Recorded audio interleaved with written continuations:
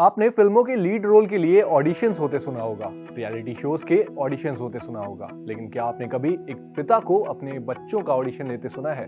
मैंने तो नहीं सुना, या यूं कहूं कि अब तक नहीं सुना था। अब शायद आप भी ये सोच रहे होंगे कि आखिर कोई अपने बच्चों का ऑडिशन क्यों लेगा?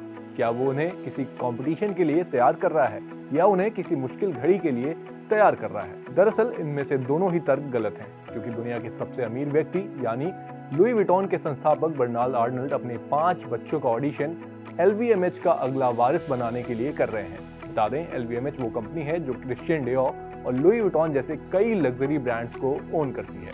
और अब इस कंपनी के चेयरमैन यानी कि बर्नार्ड आर्नल्ड अपने साम्राज्य को अगली पीढ़ी को सौंपने का प्लान कर रहे हैं, जिसके लिए वो महीने में एक बार लंच पर अपने 5 बच्चों से मिलते हैं और ये तय करने के लिए उनका ऑडिशन लेते हैं कि कौन उनके लग्जरी बिजनेस को चलाने में सक्षम है। अब इतनी बड़ी कंपनी का उत्तराधिकारी चुनना तो आसान नहीं है, इसी वजह से इनका ऑडिशन भी बहुत ही यूनिक होता है।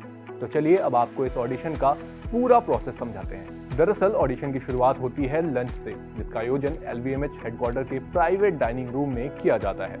ये लंच 90 मिनट तक चलता है और इस दौरान बर्नार्ड आर्नल्ड शुरुआत में उन टॉपिक्स को पढ़ते हैं जिस पर मीटिंग के दौरान चर्चा की जानी होती है। वहीं प्राइवेट मीटिंग के दौरान अर्नाल्ड अपने बच्चों के साथ साथ अपने लग्जरी बिजनेस एम्पायर से जुड़ी बिजनेस स्ट्रैटेजीज पर भी चर्चा करते हैं। वो टेबल के चारों ओर घूमते हैं और अपने 5 बच्चों से बिजनेस स्ट्रैटेजी के बारे में सलाह मांगते हैं। वहीं इस प्रोसेस में बच्चे अर्नाल्ड को ऑडिशन देते हैं ताकि वो चुन सकें कि उनका उत्तराधिकारी कौन होगा और उनके लग्जरी एम्पायर को संभालेगा।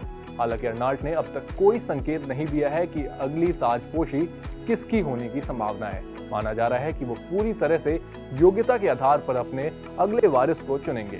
साथ ही एक रिपोर्ट में कहा गया कि ये मीटिंग्स दशकों पुरानी योजना का हिस्सा है, जिसका मकसद उनके बच्चों को ट्रेन करना है जो उनके रिटायरमेंट के बाद कंपनी चला सके। लेकिन भले ही अब उत्तराधिकारी का फैसला ना लिया गया हो, लेकिन अर्नाल्ड के बच्चों को पहले से ही कंपनी में महत्वपूर्ण पदों पर नियुक्त किया जा चुका है। उनकी सबसे बड़ी बेटी डेल्फिन इस एम्पायर के दूसरे सबसे बड़े ब्रांड क्रिश्चियन डियोर की हेड है। उनके भाई एंटोनी को होल्डिंग फर्म के मैनेजमेंट की जिम्मेदारी दी गई है। वहीं फेडरिक को टैग हेयर का सीईओ बनाया गया है और अलेक्जेंडर अर्नाल्ड टिफनी के एग्जीक्यूटिव हैं। साथ ही सबसे छोटे बेटे यानी कि जीन अर्नाल्ड लुई विटॉन के वॉच डिपार्टमेंट में मार्केटिंग और प्रोडक्ट डेवलपमेंट का काम संभाल रहे हैं। अब क्योंकि बर्नार्ड आर्नल्ड को मॉडर्न लग्जरी फैशन इंडस्ट्री का गॉडफादर माना जाता है और फोर्ब्स के अनुसार बर्नार्ड की नेटवर्थ $243.8 बिलियन यानी 19.9 लाख करोड़ रुपए है और लुई विटॉन ग्रुप के पास फैशन, वॉचेस, लग्जरी से लेकर रिटेल, वाइन, ब्यूटी के साथ साथ हॉस्पिटैलिटी सेक्टर में 75 से ज्यादा ब्रांड्स मौजूद हैं। इसलिए इतनी बड़ी कंपनी का उत्तराधिकारी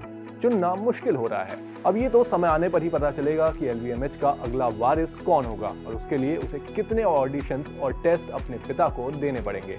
आपको उत्तराधिकारी बनाने की ये टेक्निक कैसी लगी हमें कमेंट बॉक्स में जरूर बताएं। साथ ही अगर आपको ये वीडियो पसंद आई है तो इसे भी लाइक, कमेंट और शेयर करना ना भूलें और देखते रहें जागरण।